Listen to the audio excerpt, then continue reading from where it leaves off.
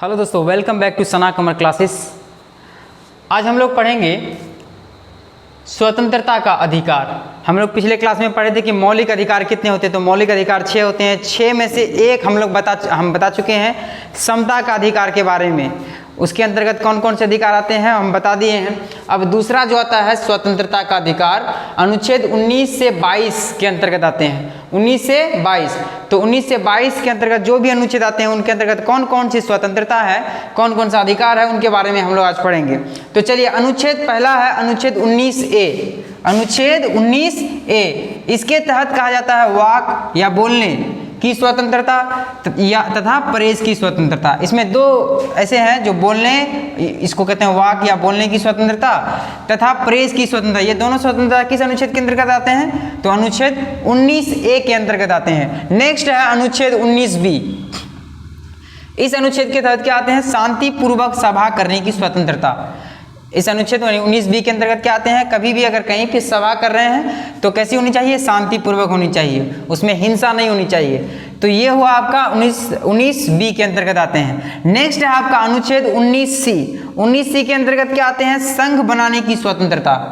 कहीं कभी भी किसी भी समय आप संघ बना सकते हैं। किस अनुच्छेद के तहत? तो 19C के तहत। फिर नेक्स्ट आपका है अनुच्छेद 19D। 19D के अंतर्गत आता है देश के किसी भी कोने में कहीं पर भी आप आ सकते हैं और जा सकते हैं, किसी भी कोने में। तो किस अनुच्छेद के अंतर्गत? तो 19D के अंतर्गत आते हैं। अब नेक्स्ट है 19E।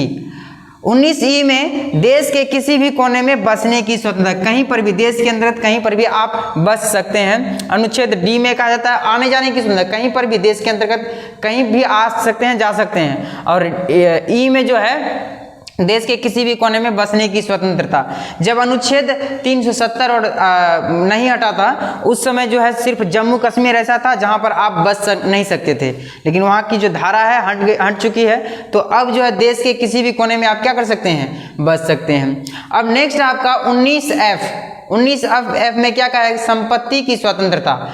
19F जो है हम लोग पिछले समता का अधिकार हम लोग पढ़े थे संविधान के अंतर्गत कि 44वें संविधान संशोधन 1978 के तहत ये संपत्ति के अधिकार को किस अधिकार के अंतर्गत? विधिक अधिकार के रूप में रखा गया है। 300A अनुच्छेद भाग 4A के तहत 300A अनुच्छेद में इसको रखा गया है, संपत्ति की स्वतंत्रता को। अब अनुच्छेद 19G के अंतर्गत क्या आता है? जीविकोपार्जन के लिए, यानी पालन पोषण के लिए अपने के लिए तो क्या करना है? किसी भी रोजगार को अपनाने की स्वतंत्रता है 19G में। इसी अनुच्छेद के अंतर्गत किसी भी आप रोजगार को अपना सकते हैं। ठीक है, तो ये है 19 के अंतर्गत आने वाली जो भी अधिकार थी, जो भी स्वतंत्रता थी, वो पढ़ें। अब नेक्स्ट जो है 20 अनुच्छेद के अंतर्गत क्या आता है कि दोष सिद्धि के मामले में अगर यदि किसी व्यक्ति को दोष सिद्धि मामले करने होते हैं तो उनके लिए कितने प्रकार की स्वतंत्रता होती है? 3 प्रकार की स्वतंत्रता। वो 3 प्रकार से स्वतंत्रता उसको प्राप्त है। वो कौन कौन स्वतंत्रता है? एक, अपराध के लिए एक ही बार सजा। कोई भी व्यक्ति अगर अपराध एक बार करता है तो उसके लिए उसको सजा एक ही बार दिया जाता है, बार बार नहीं। ठीक है। अब नेक्स्ट है सजा किए गए जुर्म के समय, जब जुर्म करते हैं उस समय के आधार पर दंड विधान के अनुसार से उसको सजा दी जाती है। संविधान के अनुसार से उनको सजा दी जाती है, न कि किसी व्यक्ति के द्वारा पर्सनलिटी। अब क्योंकि अगर पर्सनल किसी को अगर सजा दिया जाता है तो उनके अंतर्गत वो कानून के खिलाफ माना जाता है।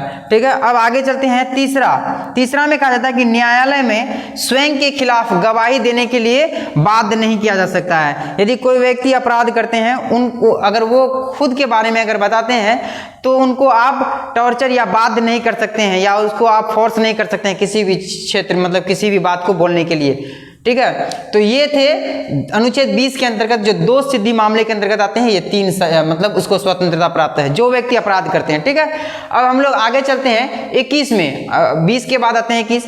तो 21 अनुच्छेद में क्या कहा गया कि 21 अनुच्छेद में हम लोग देख लेते हैं। 21 अनुच्छेद में कहा जाता है कि प्राण और दैहिक स्वतंत्रता का मामला इसमें आता है। कहा जाता है कि इस 21 अनुच्छेद को न आप आपातकालीन के दरमियान इसको स्थगित नहीं कर सकते हैं। और 21A के अंतर्गत आता है प्राथमिक शिक्षा का, यानी बच्चों को प्राथमिक शिक्षा देना और निःशुल्क दिया जाता है प्राथमिक शिक्षा। तो चलिए अब हम लोग देखते हैं। उसके बाद आगे कुछ फैक्ट है, इसको देख लेते हैं। अनुच्छेद है अनुच्छेद 21 के अंतर्गत हम बताएं कि प्राण और दैहिक स्वतंत्रता, प्राण और दैहिक स्वतंत्रता, इसमें कहा जाता है कि याद रखिएगा, काफी इंपॉर्टेंट फैक्ट है, आपातकाल के दौरान इसे स्थगित नहीं किया जा सकता है।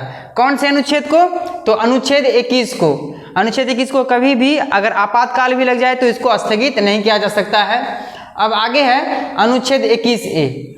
इस अनुच्छेद 21A के अंतर्गत कहा जाता है कि बच्चों के लिए निःशुल्क एवं अनिवार्य प्राथमिक शिक्षा। किस अनुच्छेद के तहत? अनुच्छेद 21A। आगे है अनुच्छेद 22 के अंतर्गत।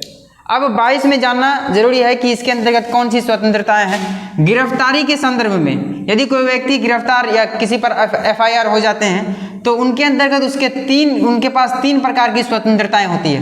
वो 3 प्रकार की स्वतंत्रताएं कौन कौन है? पहला, यदि उसको गिरफ्तार करने के लिए कोई पुलिस आती है तो गिरफ्तारी का उसके पास सबसे पहले कारण जानते हैं, गिरफ्तारी का कारण उसको जानना पड़ता है। उसके बाद आगे है 24 घंटे के भीतर मजिस्ट्रेट के सामने पेश होना होगा उसको। उसके पास कितने समय का? 24 घंटे का। यदि कोई व्यक्ति अगर कोई मान लीजिए कोई क्राइम या फिर कुछ अपराध करते हैं तो उनके लिए 24 घंटे का समय दिया जाता है, यानी जिस समय अगर वो कुछ अपराध किए उसी समय उसको नहीं, बल्कि उसको 24 घंटे का समय दिया जाता है। किसके सामने पेश होने के लिए? मजिस्ट्रेट के सामने पेश होने के लिए। यहाँ पर हम लिखे हैं आने जाने की समय को छोड़ करके, आने जाने की समय को छोड़ करके बाकी 24 घंटे उसको समय दिया जाता है मजिस्ट्रेट के सामने। नेक्स्ट लास्ट है इसका, तीसरा है पसंदीदा वकील चुनने की। ठीक है, कोई भी व्यक्ति को पसंदीदा वकील चुनने की इसको स्वतंत्रता है। ठीक है, स्वतंत्रता का अधिकार कहां से कहां तक था? 19 से 22 तक। अभी हम लोग पढ़े हैं 19 के बारे में, तो आशा करते हैं कि जो दूसरा है स्वतंत्रता का अधिकार, इसके बारे में आप लोग अच्छी तरह से जान गए होंगे। इतना तक ही रहने दीजिए, नेक्स्ट क्लास में फिर जल्द मिलते हैं, तब तक के लिए जय हिंद।